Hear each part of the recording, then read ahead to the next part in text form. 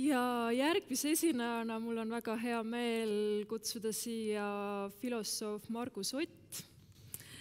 Margus on lisaks sellele, et ta on filosoof, on ka tõlkinud väga palju.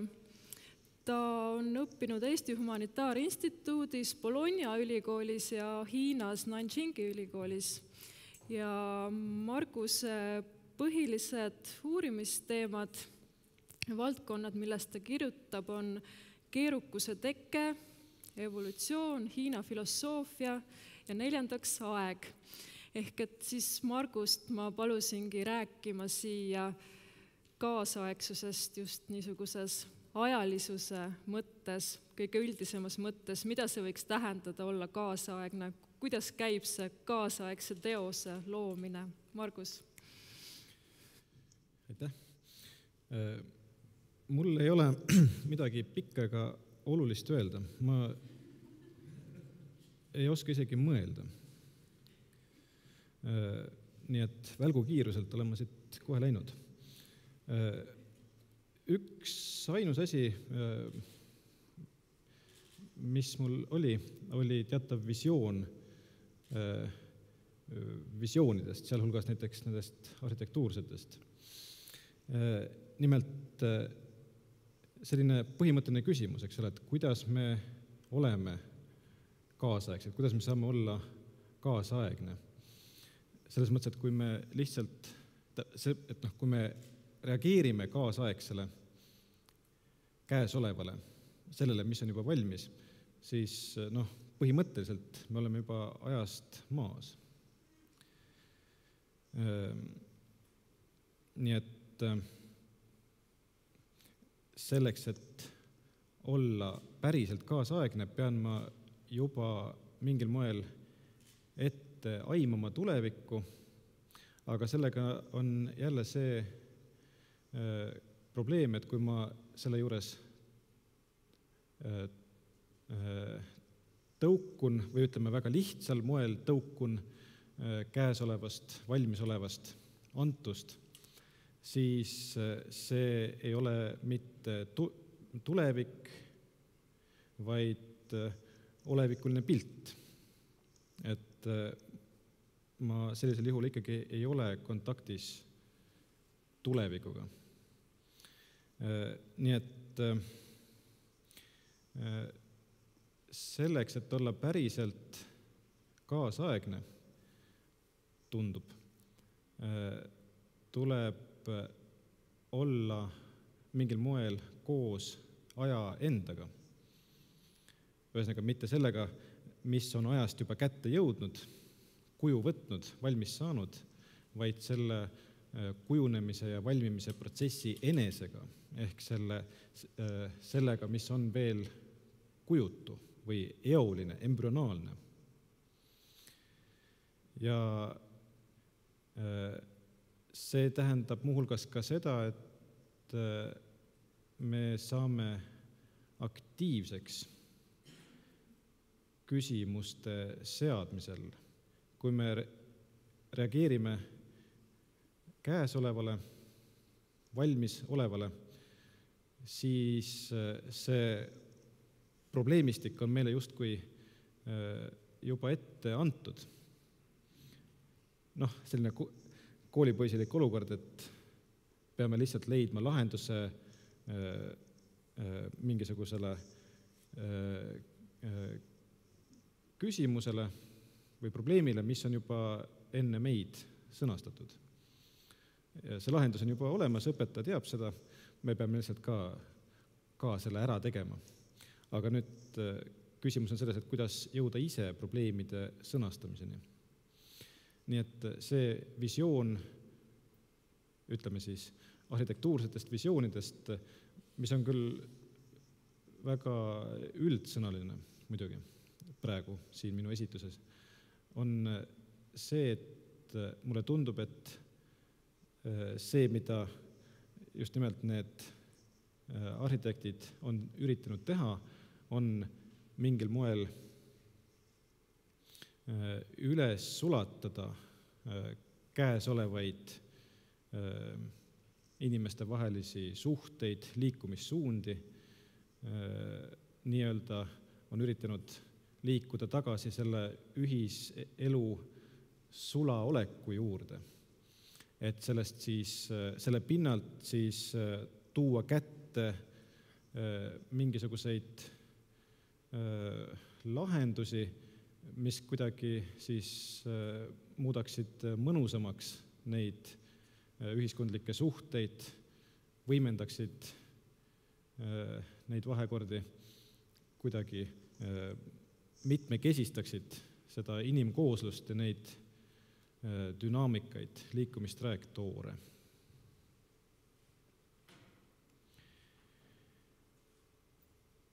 Kõik. Aitäh!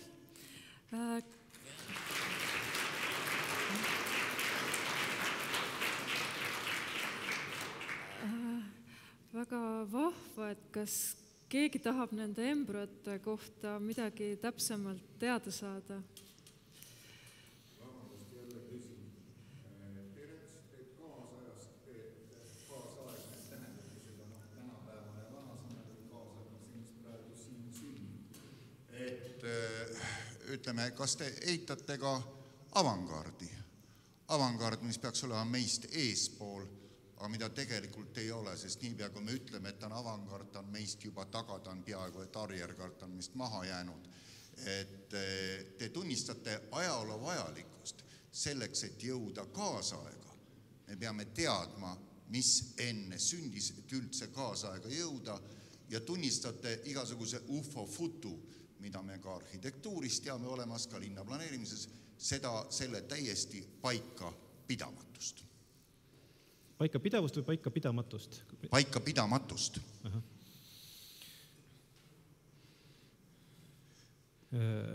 Vaevalt, et ma sellele nüüd vastata oskan. Jah, see jutt oli natukene nüüd üldsõnaline, et nüüd peaks hakkama lähemalt vaatama, et kuidas see üles sulatamine toimub. Need visioonid ei ole sündinud ju ka lihtsalt nii-öelda eks nihilo nagu lambist, eks ole. Et siin on uuritud läbikäimisviise ja ajalugu. Aga jällegi, kui me nüüd kõige üldisemalt küsime, et kuidas me siis teeme inimeste elu mõnusamaks, mitmekesisemaks, rikkalikumaks, siis sellel ka ei ole ühest vastust. Selles mõttes, et siin on alati nagu kaks komponenti, et ühest küljest elu peab olema mõnus, aga teisest küljest ka stimuleeriv. Et kui siin oli näide nendest riietest, mis väga hästi istuvad, eks ole, siis see rõhutab seda mõnususe aspekti, aga teisest küljest elu peab ka kuidagi stimuleerima, nii et selles mõttes seda peab igal üksikjuhtumil vaatama, aga ütleme sellised, mis te ütlesite, UFO-futu võib toimida teinekord väga hästi sellise nagu stimuleerijana. Et ühesõnaga need mõlemad aspektid on vajalikud, mõnusus ja stiimul või selliseid nii-öelda pingekohti Toomas ka enne siin mainis, eks ole, et kohanemine ja siis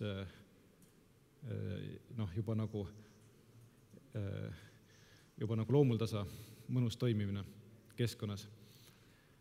Et sellele vist põhimõtteliselt ei saagi olla mingisugust sellist, täpselt ei saagi nagu ära lahendada või mingi valemiga paika panna. Aja jõu. Mis mõttes? Ma mõtlesin seda, et aja jõu, et kust meil algab see, mis on kaasaeg, mida me teeme ja kuidas me planeerime neid linnu. Ahah, jah, kaasaeg. Tähendab, selle jutu mõte, mis ma rääkisin, oli isest väga lihtne, et sageli see, mida me nimetame kaasaegs, on vahetu minevik. Kui me reageerime käesolevale, et siis me tegelikult ei ole nii-öelda päris kaasaegsed või nii-öelda olevikus, vaid juba justkui nagu sammu maas. Et küsimus on nüüd selles, et kuidas saada kaasaegseks. Et siin peab olema mingisugune kontakt selle kujutuga või aja enesega, sellega, kust need kujud tulevad nii-öelda. Isest tegelikult lihtne mõte, kuigi ma võib-olla sõnastasin seda natuke segaselt, aga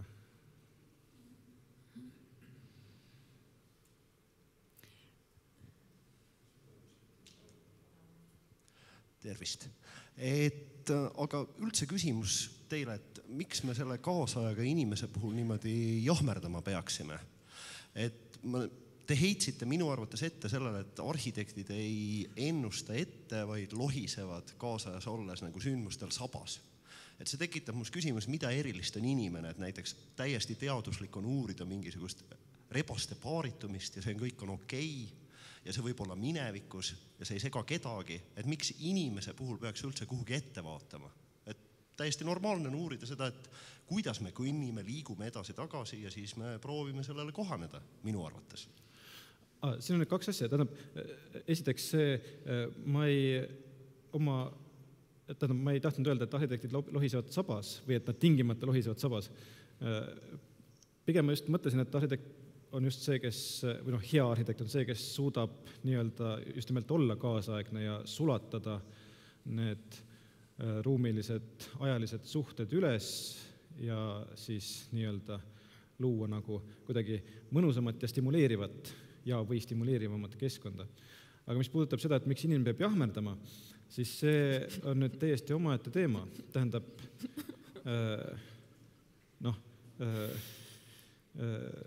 siin saab viidata filosoofia ajalole, näiteks Heideggeri järgi, eks ole,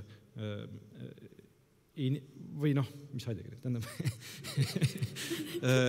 inimene on teadlik oma surmast, et juba see lihtne fakt kuidagi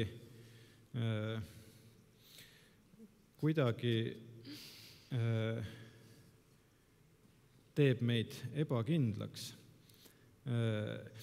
Või tähendab, veelgi ma ütleksin teistmoodi, vabandust.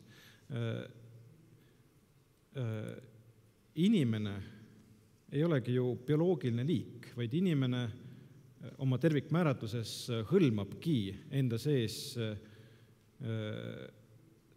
tehnoloogilisi suhteid. Ehk siis nii-öelda jahmerdamist. Juba seal alates, ma ei tea, mingisugust pihukirvestega asjade toksimisest kuni siis tänapäeva tehnoloogiateni välja või ütleme siis küsimus ei ole ainult, siin on nagu selline vahe, eks ole, et inimene mitte lihtsalt suvalise kiviga ei toksi neid kive, vaid ta võtab vaevaks, jahmerdab sellega, et neid tööriistu valmistada. Ja siis hakkab veel valmistama tööriistu, millega teha tööriistu. Ja tööriistu, millega teha tööriistu. Et see jahmerdamine, ma arvan, et see on inimese nagu loomuses. Ja selle jahmerdamisega me nii-öelda täidamegi seda surmaeelset ruumi.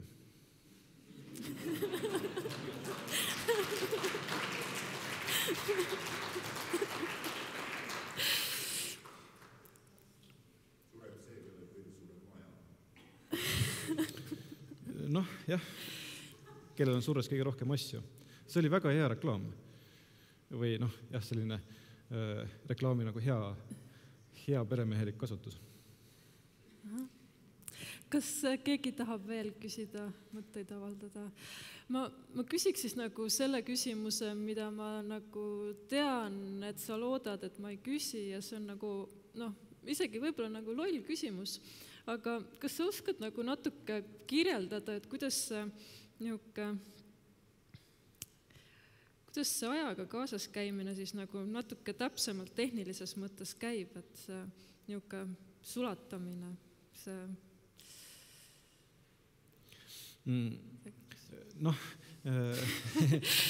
see on tähendab, võib-olla kõige üldisemalt lihtsalt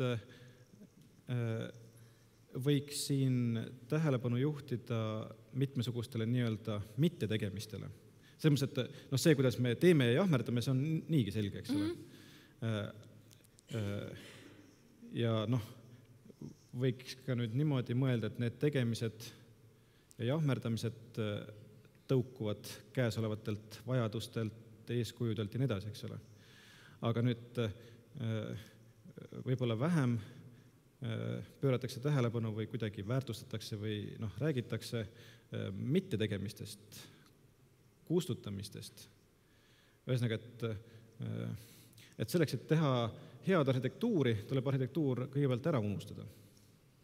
Tähendab, arhitektuuri tuleb küll õppida, eks ole, aga see õppeprotsess on kaheosaline, et ühest küljest vaadata maju, projekteerida neid, aga ka ära unustada.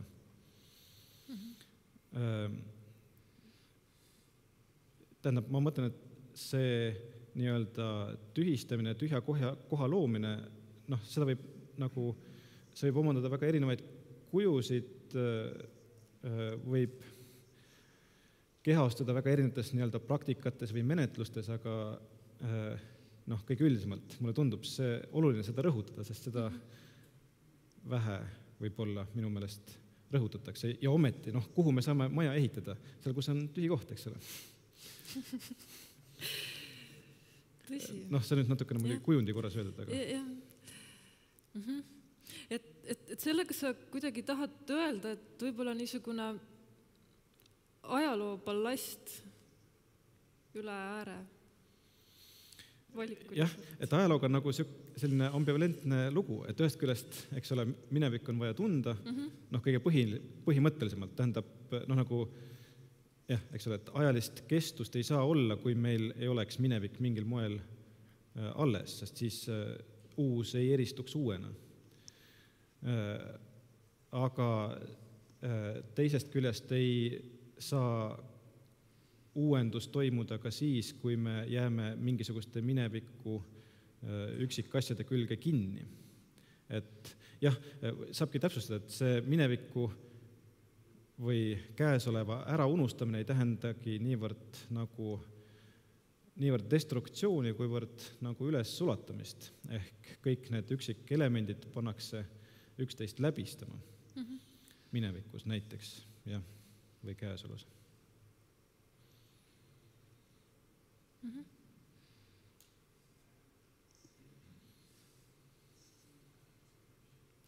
Nii võib olla küll. Jaa. Mulle jäi natuke sükene tunne, et see oleviku teadvustamine olekski nagu takistus, sa vist ise ütlesite just, et oleviku teadvustamine on nagu oleviku teadvustamine on takistus kaasaegse nagu tegemiseks või elamiseks. Et kas saab üldse nagu olla siis professionaal ja teadvustada minevikku ja siis sellega nagu teha kaasaega või on nagu kaasaega ainult võimalik elada? Et kas oleviku kaardistamine... Oleviku teadvustamine. Et see oleks nagu takistuseks kaasaja tegemisel, et kaasaega saaks ainult elada.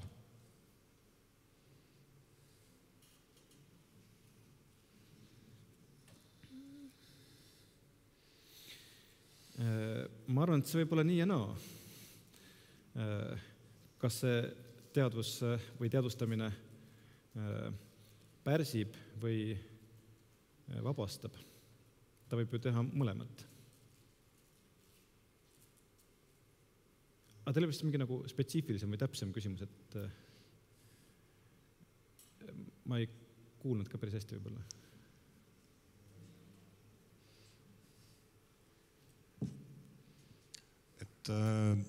Mulle tundub, et see kustutamine ja unustamine on nagu käsi käes, et kui mina mõtlen kaasaegsus peale, siis kaasaegsus ei ole midagi, mis toimub Euroopas, see toimub Hiinas, kus inimesed kustutavad väga kiiresti.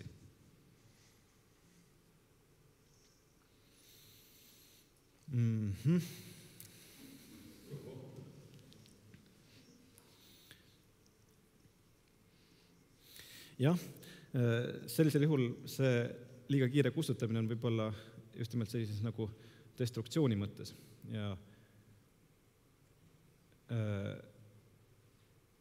jah, et selle kustutamise juures põhiline ei ole võib-olla niivõrd millegi hävitamine või kõrvaldamine, vaid erinevate nii-öelda lahus olevate klompide üles sulatamine, üksteist läbistama panemine. Et ja selline, ja noh, see on ju selge, et noh, selline see nii-öelda pärandi mõtlematu hävitamine ei tule sellele kasuks. Lööb lihtsalt mingid haavad ja need klombid võivad muutuda isegi veel kuidagi rohmakamateks. Jah, no nagu Hiina kultuurirevolutsioon näiteks või midagi sellest. Jah, ma tahaksin ühe küsimuse veel küsida. Et kui sa räägid nagu sellest niisugusest sulatamisest, võib-olla olemasolevate suhete ümber muutmisest, et kas sellisel viisil on võimalik, et tekib midagi niisugust radikaalset tuult, mis ei lähe käima, mis ei lähe elama, tekib mingi siuke imelik klomp? Nojah, siin on see küsimus, et kas saab olla nii, et selline nii edukas ülessulataja, kes nagu ütleme arhitektuuri puhul, kelle siis lahendused alati lähevad täide ja püsivad sellisena aegade otsani. Jah, kas üldse saabki olla võimalik? No ei tea, ma küsisin. Et ajad muutuvad, eks ole, aga noh, maja, kui ta on kord juba valmis tehtud, eks ole, või mingi linnaosa, siis ta nagu on, eks ole, et tema enam ei muutu või noh, ütleme, see on nagu aeglustunud. Jah, ma pidasin silmas enne kõike nagu niisugust nii-öelda tööle hakkamist või nagu käima minemist, et noh, me võime teha mingisuguse objekti, maja, linnaosa, mis mingis mõttes tulebki õhku lasta, nagu siin enne viidati. Et kui me teeme seda nagu niimoodi ilusti sulatades, kas siis võib nagu tekkida ikkagi asi, mis ei lähe käima? Ei, ma usun, et see ikka on see võimalik. Tähendab selles mõttes, et niivõrd, kuivõrd inimene ei ole nii-öelda kõik teadev, kõik võimas või kuivõrd see ei ole nagu võimalik. Aga mis neid õhkulaspmisi puudutab, siis see on vist eeskätt selliste väiksemate kohtade küsimus, kus tõepoolest ilmselt on arukam mõned sellised tühjaks jäänud või pooltühjad majad ära lammutada.